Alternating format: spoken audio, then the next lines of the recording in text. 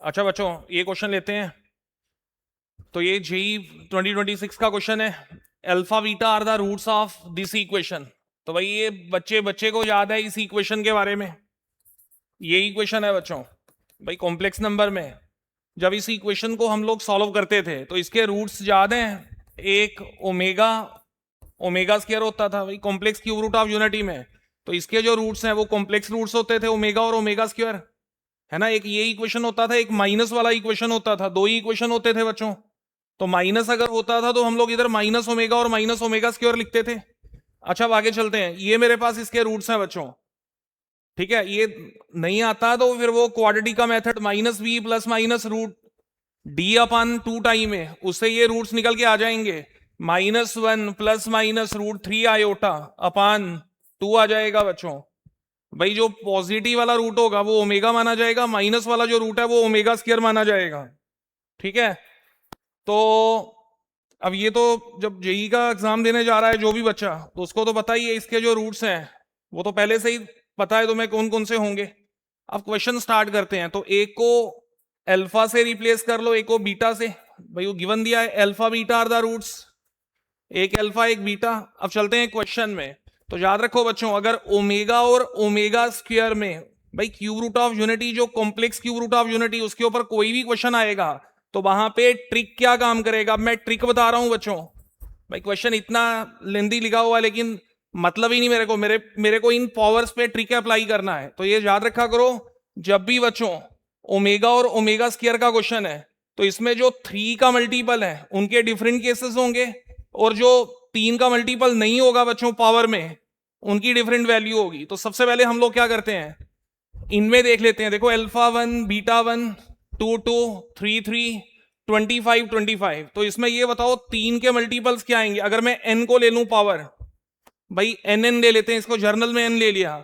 तो n में 3 6 9 12 15 18 21 और 24।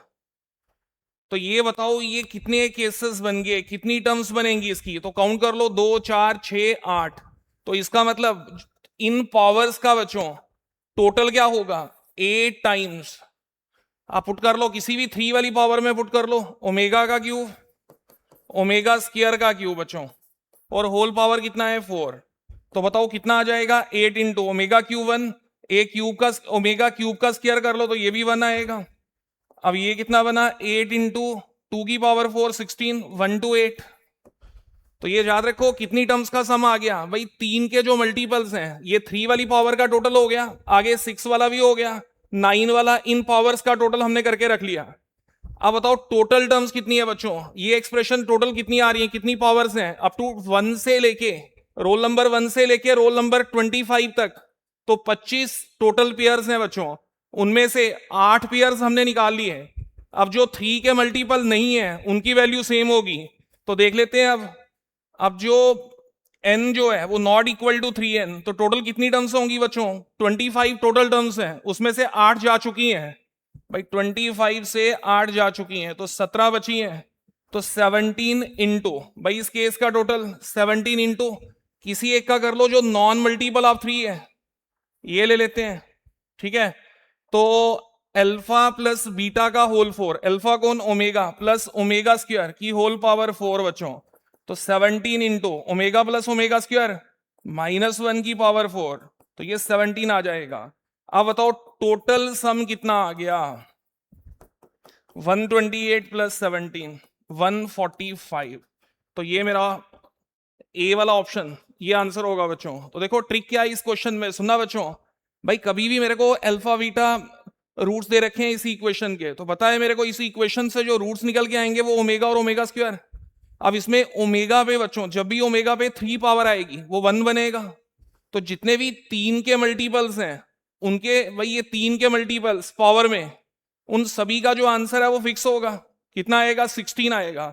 तो ये 3 के मल्टीपल वाली टर्म्स कितनी बार बनेंगी मेरे पास, 3 के मल्टीपल 8 बार आएगा। तो 8 टाइम कर लो बच्चों, तो ये 128 हो गया। और जो 3 के मल्टीपल नहीं है उनका टोटल सेम होगा, तो वो कितनी टाइम था, 17 टाइम 1 आएगा, तो 17।